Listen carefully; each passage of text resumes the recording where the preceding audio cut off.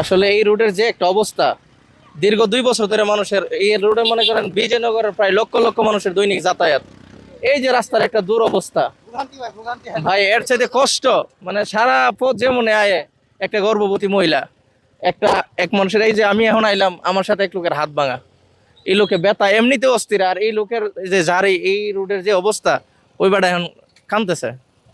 তো আমাদের একটাই আশা যে এই রোডটা খুব দ্রুত যেন এটার সমস্যা সমাধান হয়। এই কাজটা অনেক অনেক বছর হয়েছে, 10 বছর, নিম্নে 10 বছর হইব এই কাজটা হয়েছে। আমি অনেক দিন ধরে গাড়ি চালাই, কিন্তু একটু বৃষ্টি হইলে রাস্তাটা এই যে গাড়ি চলাচল করতে অনেক সমস্যা হয়, গাড়ি আটকে জায়গা অ্যাক্সিডেন্ট, এই যে এই রাস্তা খারাপের জন্য অ্যাক্সিডেন্ট হয় আপনার, এরকম এইগুলো আর কি। এই রাস্তার অবস্থা মনে গেল লাস্ট 5-6 বছর ধরে একই অবস্থা।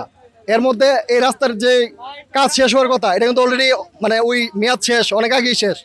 শুধু এই জায়গাটা এখানে যদি কন্ট্রাক্টররা মানে কিছু একটা মেরামত করতো, তাহলে সাধারণ জনগণ সুন্দরভাবে আসা যাওয়া করতে পারতো। আপনি যদি লক্ষ্য করেন, দেখেন ওই মাথা থেকে ওই মাথা পর্যন্ত পুরো রাস্তা জ্যাম।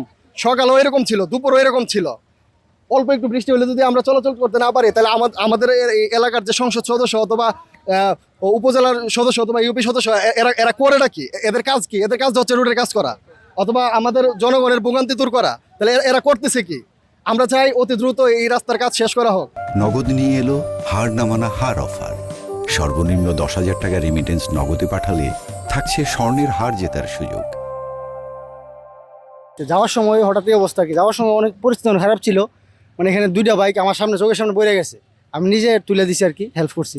এখনও একটা এই অবস্থা, মানে এই রাস্তার কাজ আজকে দীর্ঘ 10 বছর যাবতীয় অবস্থা আর কি। মানে এত দীর্ঘতিতে শুধু এই জায়গাটার কাজ, মোটামুটি বাকি সবটা কমপ্লিট। এই জায়গাটা এমন অবস্থা, মানে আমাদের দুর্দশা যে কবে শেষ হবে এটা একমাত্র আল্লাহ জানে। সরকারের কাছে মানে আকুল আবদার, এটা তাড়াতাড়ি শেষ করার জন্য আর কি বিশেষভাবে অনুরোধ রইল। যে আমি 2 বছর ধরে এই রাস্তাতে আসা যাওয়া করতেছি, কিন্তু এই রাস্তা অনেকগুলো ঠিক হলো, কিন্তু এই জায়গাটা কোনো রকম ঠিক হচ্ছে না। আমাদের ব্রাউনবাড়িয়ার প্রাণকেন্দ্র কিন্তু ওই যে ব্রাউনবাড়িয়ার সদর।